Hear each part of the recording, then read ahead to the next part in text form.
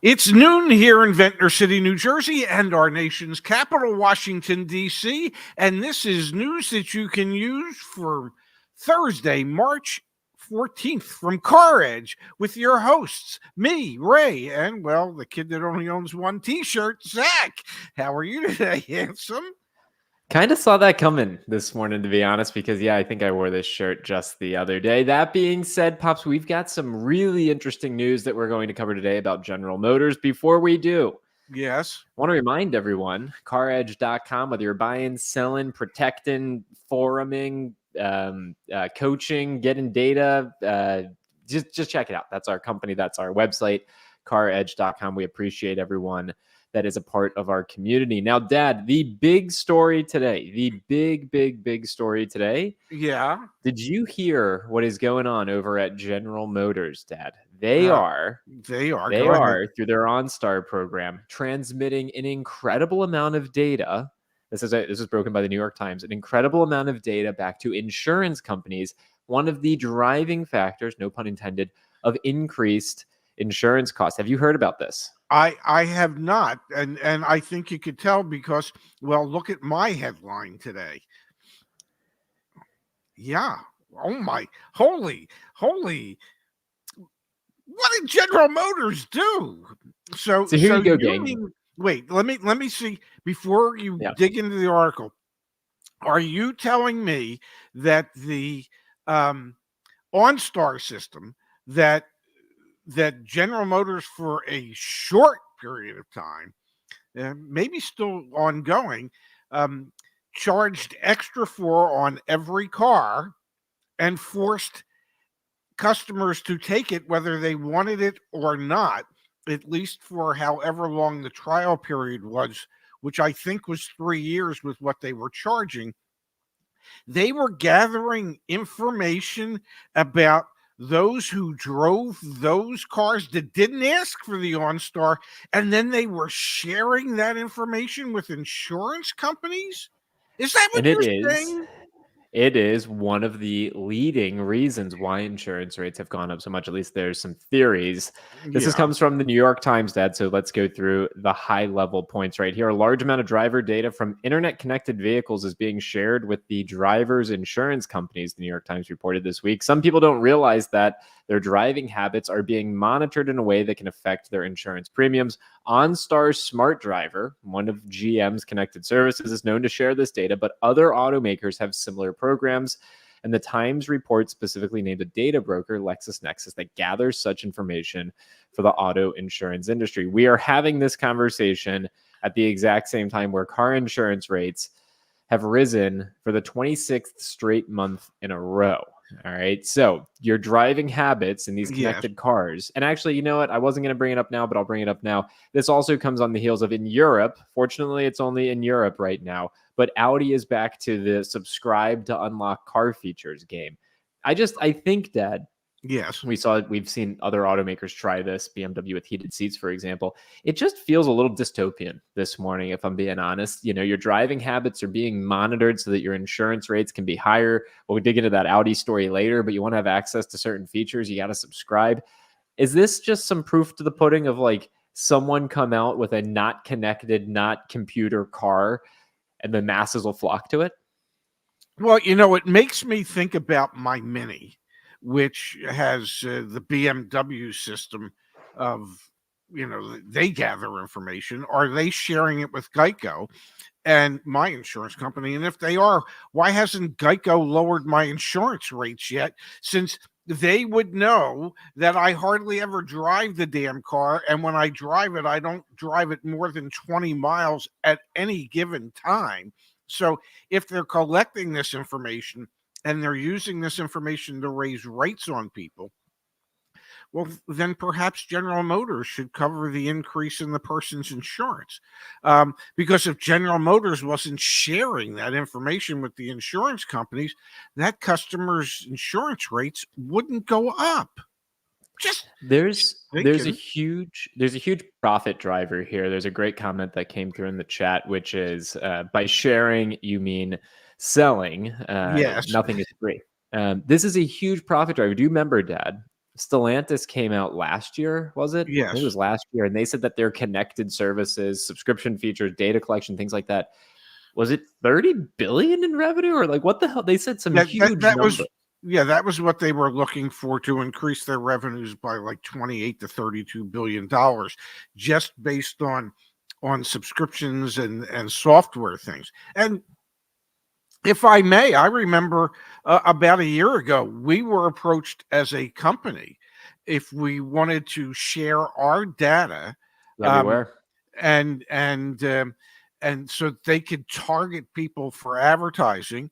And bless your heart, your response to that was, no, we don't.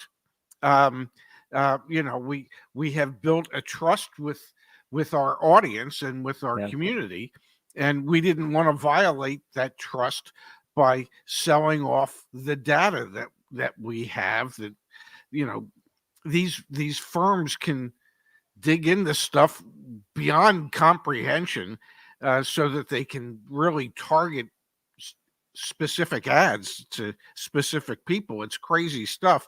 And I'm ever so thankful that you made the what I would consider to be the right decision not to sell the data. How Yeah. much money could you have made? I have no idea. But certain things should never be sold, and that is whatever additional information we pick up, unintentionally, that others might find value in. Yeah. Don't ever violate that trust with our community. So here's the story that part of the article is centered around. And what's really, I mean, I can't say the word I want to say, but what's really crappy about this Yeah. situation is when you buy a new General Motors product, so Yes. Chevy, GMC, Cadillac, even if the E- dealer e- doesn't enroll Buick. you, you can request to not be enrolled Yeah. in OnStar. But even if the dealer doesn't enroll you in that, the car still comes with it. Like Yes. they are on you.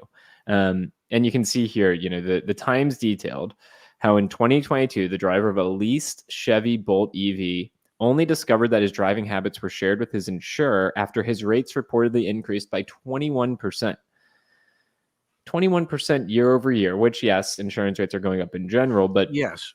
your driving habits being transmitted straight to your insurance company, not the world we want to live in. And shame on you, General Motors, for putting OnStar in every vehicle and you can't take it out. Like, it's one Yeah. of those things that you don't even have an option. If you buy a GM product, you have to have it. And Dad, now that we work with more and more dealers, Yes. every single OEM, this is directly targeted at the OEM. They hold money back from dealers if customers don't activate the app, use the app one time to take an action with the vehicle. Like, they hold money back, and they hurt them in terms of future allocations, Mhm. how good of a relationship they have if they don't get activations on their apps. Like, it is something that the dealers that we now work with back at CarEdge are on our butts about. And I'm like, why do you guys care if someone downloads the Mazda app? And they're like, because we get money from the automaker if the customer downloads the Mazda app and uses remote start once. And I'm See, sitting there and I'm like, some freaking executive came up with this and it makes no sense. And it's so that they can track stuff. well, it reminds me of something that they do at BMW and Mini, which is, Hmm. a second delivery, a second date. Um, you either bring the customer back so you can re-explain how the stuff works in the car, or you go to the customer and you file a repair order and the manufacturer pays you. So whether that customer needs a second date or an encore delivery, doesn't really matter. The dealer's losing money if they don't do it. And truth of the matter is, dealers should never be penalized for stuff the manufacturer has added to the vehicle that they want the customer to access, and then blame the dealership that the customer didn't access it. You know what? If the stuff you added was so wonderful, and if you actually marketed it and merchandised it, well, why wouldn't the customer just be begging to activate it? And the reason they're not is, well, you haven't done a good enough job of creating that excitement. Don't put it on the dealer's shoulders. Why We penalize the deal with it now, dealer? Dad. We deal What? with it now that we have now Yeah, that we are actually on CarEdge.com. You can never step foot in a dealership again. You can get a new car delivered to your door. And then afterwards, we got the dealers hitting us up being like, hey, did the person download the app? Did they do this? And it's like, dude, they don't want to use it. But then they're looking at us and I'm like, yes. y'all know me by now. I'll ask why 1,000 times. Why do you guys care? Why do you care if they download an app? Zach, we care because we get money if they download that, or actually we get withhold fund. I'm like, oh, okay. So that's why I agree with you. The automakers do a lot of stuff here that just doesn't sit well with me. Well, and the surreptitious collecting of information. Yeah, I remember. What was it? The book 1984. Is that what Yeah. it was? Yeah. And Big Brother is why. Well, legitimately, today Big Brother watches everything. Um, Everybody, including Uncle Kenny, has a cell phone, okay, that can be tracked by your friendly government. Whether you know it or not, it can be. Now, the only one who's screwing the government about that information is Uncle Kenny, because he only turns his damn phone on if he's going to make an outbound call. He will not take inbound calls because, well, the phone's not on. But I love how this is turned into I love this. I love this. Keep going. so the government can track your cell phone, and they don't have to track it. They get the cell phone companies to track it, and they can access it. All they have to do is go to the court and get a court order. Car companies gather all your information. Smart TVs, your smart TV that you play Nintendo on, Yeah. that tracks stuff about you. Okay? So everything you use, your car, your cell phone, your TV, your computer, Did you it's get the amazing to did me. you get the smart toaster? What? I got you a smart toaster. Has it arrived? No, it has not. I think you're messing with me. All But right, let's all right, finish the rant about, well, everyone all, watching everything, then we'll all, switch all I gears. was going to say is if law enforcement can't solve crimes, it's not because they don't have all these data points that they can go to. It is they we think it's science fiction, like the CIA can watch stuff. They can, and they do, and it's God. We as a society, as as human beings, we gave up our privacy years and years and years ago, all for the convenience of a cell phone, a TV, a computer, whatever it is, and we thought, hey, we're good with it. We're at it, and it's our own damn fault. Just And saying. now, obviously, the pulling us back into our lane of where we Yeah. try and stay. No, you try and stay in that lane. Yeah, you're going down the conspiracy lane. I just want to stay auto. Obviously, the lead story today. Yeah, you're just like, whatever. The lead story today, the fact that OnStar Yes. sending data from GM directly to your insurance company could be one of the major drivers why insurance rates are going up as much as they are. All right, can we switch gears back to something we're more comfortable talking about, Dad? Geico Insurance? No, we're not going to talk about Geico Insurance. A huge thanks to one of our community members who sent in this video, Dad. This is at the River Rouge Ford plant. You ready? I see a lightning. That's the first thing I see. I see another lightning. I see another. Geez, Louise.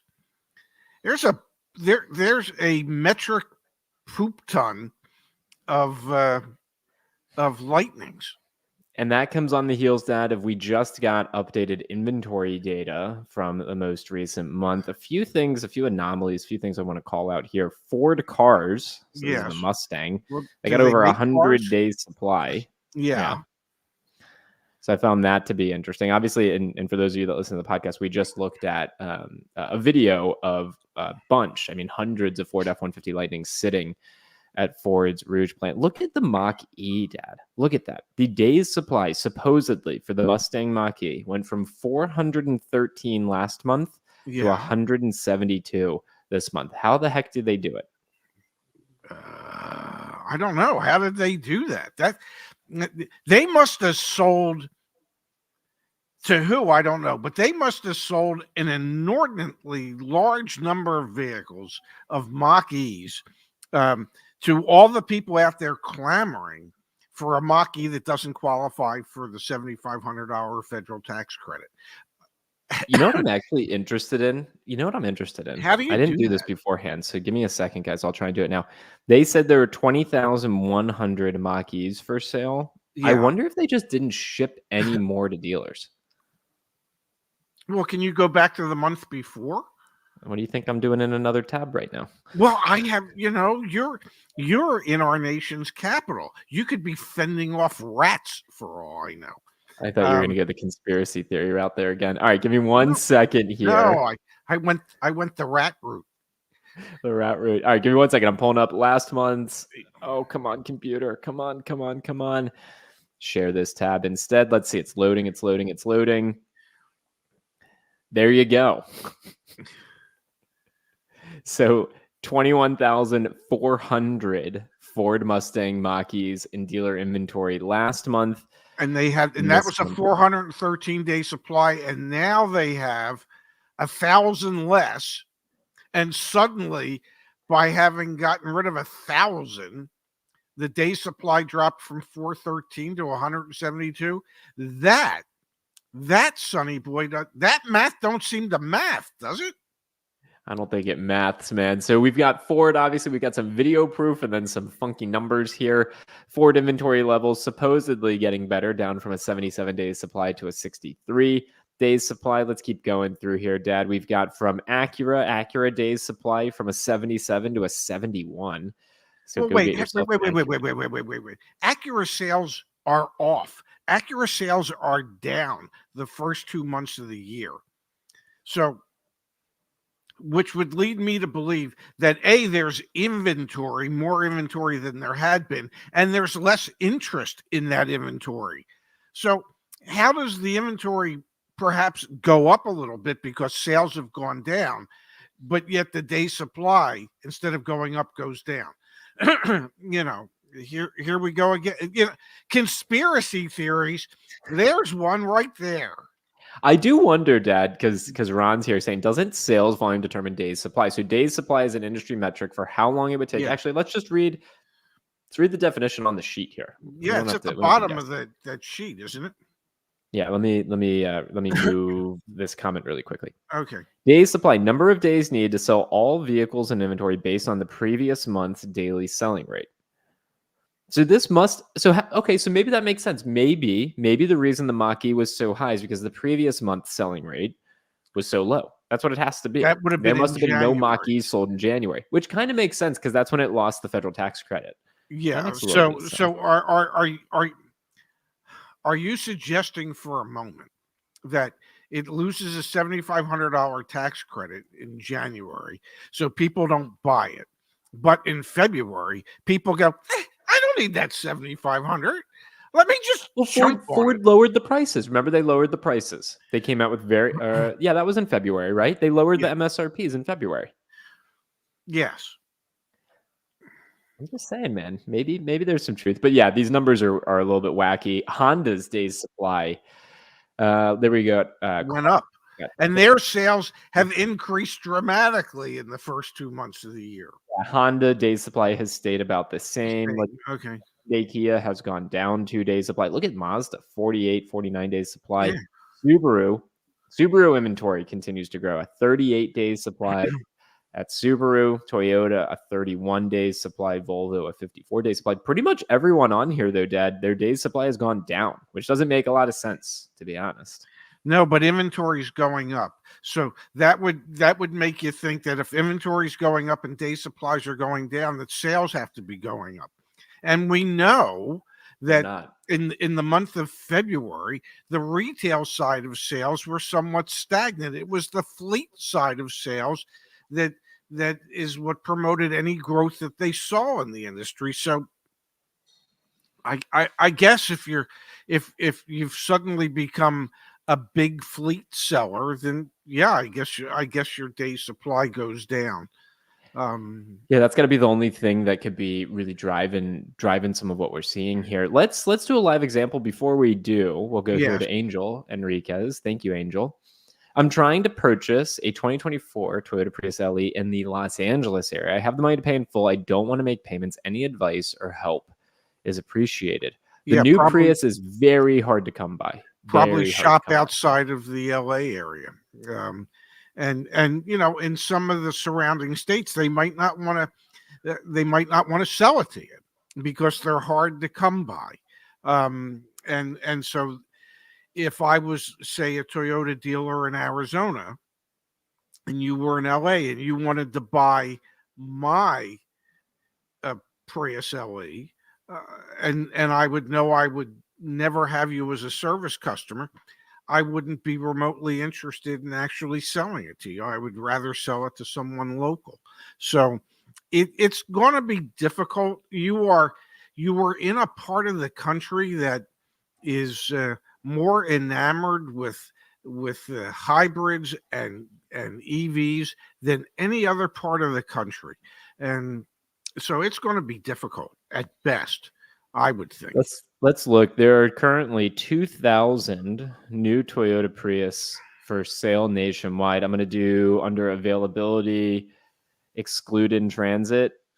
Yeah, we've got 1,100 new Toyota Prius for sale nationwide. I will share. Yes. We have a Toyota dealer in the CarEdge dealer network. They are selling them at MSRP. The issue is they had one in their allocation this month and it sold the day it arrived. Yes. So I think that's the story nationwide is you can get one at MSRP. It's just there aren't any. You can get one at MSRP. You just can't get one.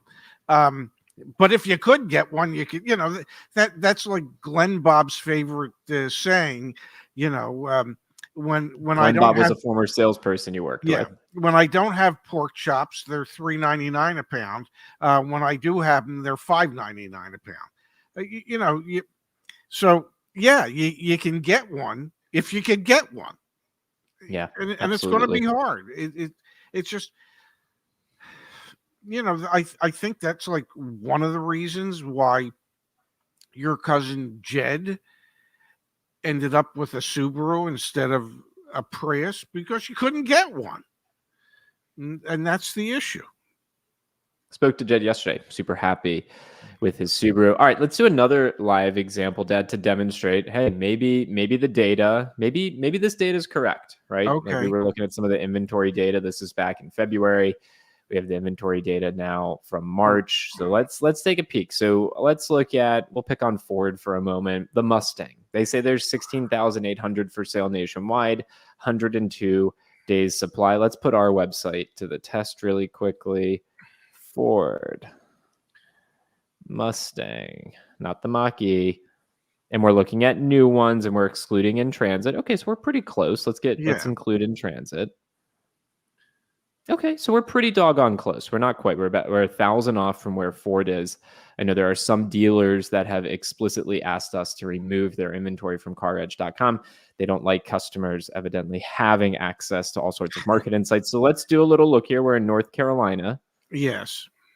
Just the first one I clicked on. Let's see what the 107 days supply. So there you go. That kind of matches up nicely to the 102 days supply that Ford says it is. Yeah. So there you go. That's a great place to get some of the data if you folks are in the market and negotiating. Definitely leverage that. Dad, let's go early. Let's go often. Favorite segment of the show. Well, that's like how you vote in Chicago, early and often. I'm sorry. I just pull up old stuff all the time. Really? You gotta be kidding me. A proliferation of advertisements, not just one. I got two of these, Dad. Yeah. Upside down payoff events are back in a full force. Let me get this centered here. Yep. These are showing up nationwide. This is from Gulf Coast Nissan. Upside down payoff sales event this week only in Ingleton, Texas. And then I had another community member send in another one, Dad. This one from a Kia dealer in Toms River, New Jersey. only about an hour north of you, 90 minutes Yeah. north of you. Upside Down and Payoff sales event this week. Only, gang, we're here. We made it. The car industry's back. We all wanted, we're back. Makes you wonder who the marketing firm is that has come up with this crap nationwide, because that's what it is. It is just market. So if you're upside down, you come into us, and we'll make sure you're more upside down when you leave. Yes, come in, you fools, come on. Oh, geez. I mean, these things it's just marketing plays, but it's like, it's sad. It's sad. It's marketing ploys, and unfortunately, to a certain degree, they work, and they attract enough people who are foolish enough to go, well, they're going to pay off the loan for us. No, they're going to add the payoff into your new loan. You're going to pay off the loan. Okay, just it's going to be in your new loan. The dealer doesn't make it disappear. Okay, payoffs don't disappear. Your negative equity doesn't just disappear. It just gets rolled into your next loan. So, hey, if you go to these dealers where you're having their upside down sale, because if you're upside down, we'll get you out. They're just going to put you in deeper. And then you wait another 3 years till, they have another one of these upside down sales. And, we'll go. I mean, it was like, in the 90s, it was the slasher sales events. They were national. They were, and we did one at a Pontiac store that I worked at. And, we had a car that was $99 if you happened to be sitting in it the right time that the price was slashed. The person that had the $99, didn't have the money for the dock fee, okay? Didn't have the money for the sales tax and the registration. So it's just there, who was it? P.T. Barnum that said there's a sucker born every minute. And H.L. Mencken said, you'll never go broke underestimating the intelligence of the American people. That is what these things are designed for. Yeah. To just take advantage of people that are uneducated and don't know better. And I mean, literally, people think that the dealer is just magically going to make that negative equity disappear. It doesn't. It gets rolled into your next loan. The new bank paid it off. Okay. Yeah. And they're charging you for that. It's marketing's a wonderful tool. Perhaps after they do that, they can then collect your data and send it to your insurance company, and your insurance rates can go You should up. get paid for that, but the customer should get get paid for that data that can help them with. Yeah. Hey man, at least these marketing agencies are staying up to date with the industry trends. We know negative equity. There's a huge crisis. That's yesterday's show where we talked about the latest Edmunds Day. So kudos to the marketing agencies out there who know. No, they're reading the room. They know these customers are up. I had a salesman that worked for me at Admiral Nissan in Pleasantville, New Jersey, who his excuses for not being able to come to work sometimes were just so topical. They were, one day he called in and he said, can't make it today. I go, why is that? Well, it's so hard to explain to your children that their grandfather was blown up with a nail bomb. I said, what the hell are you talking about? Well, there were mob wars in Philadelphia, and Philip Chicken Man Testa went home one day. He was in the mob. He opened his door, and a nail bomb went off and killed him. Now, this salesperson was not related to Philip Chicken Man Testa. But my God, he used that as an how do you explain to your How did you get because I said topical. Okay, you are something else, man. Well, don't people tune in for these stories? All right, let's jump back to the chat here for just a moment from Scott S. Scott, thank you for the kind Scott. contribution. I was looking at a 2024 GMC Canyon. I can get the Yes. GM supplier discount on it. Would it be better to use the discount or see if I could get more off by negotiating? My discount is about $2,700. Take the supplier discount. I mean, try, but You can try. we work with GMC dealers. I haven't seen them yet go deeper than employee pricing on something or Yes. supplier pricing on something. So Yes. I would jump all over that, Scott. There's a reason that they have those discounts. And that reason is to make the purchase of a vehicle as easy and painless as possible, and to give you a substantial enough savings that you would want to move forward. Now, if there are any additional factory incentives on that vehicle, you would still qualify for those on top of your supplier discount. So just bear that in mind. Yep, 100%. Hey, just want to call out here, XYRock16 says, please publish the names of dealers who have asked you to exclude their information. If you go to caredge.com/community, that's our community forum, there's the excluded dealer post. Yeah, we try and keep this updated. So it's not a name and shame by any stretch. It's just sharing the information that we gather as a company. Obviously, we'd rather work with these dealers and help them understand how we're trying to make the industry better and empower consumers and quite frankly, make them more efficient and better car dealers. But sometimes dealers request to be removed and we keep track of it. In my opinion, and this is strictly my opinion, those dealers that ask not to be on the stuff, it's because they don't want to have to deal with an empowered consumer, and that's why they ask us to remove their vehicles. I will say we run into data challenges, so like pricing issues, and there's a button there to report issues. So like I'm genuinely here saying these are not necessarily just bad people or people who don't want customers. So like there are challenges on our end that we're trying to address as well. I said it was my opinion, and I think my dad's opinion is fairly accurate. All right, folks. Thanks for spending time with us today. Happy Thursday. You know what I'm going to go do right now, Dad? It's beautiful out, by the way. It is. I'm even wearing short sleeves today. Look at that. Look at him. So I might actually take my hearing aids out and put my earbuds in or whatever and go sit outside. And actually take a walk and maybe walk down to the boardwalk and see how much cooler it is 3 blocks from the ocean, or how much warmer it is 3 blocks from the ocean than it is at the ocean. Yeah, no, Mark's gonna go ride his bike today. I rode my bike this morning, Mark. It was fun. Yeah, wow. Dad, no, definitely, please go do that. Go out, send me a photo when you do it. I'm running a half marathon on Saturday. I got to go pick up my bib because I'm going to be in New York tomorrow, so I can't pick up my bib tomorrow. I got to go pick it up right now. But yeah, I'm running a race on Saturday, which I'm really excited about. And then we're doing a Saturday Night Live show. Yeah, definitely. Because it's only a half marathon. I mean, you could do that in your sleep. I've been doing one a weekend for like the past couple of weeks, so yeah, I should be okay. Yeah. Now here's the question. You're so deep into your relationship with Laura now.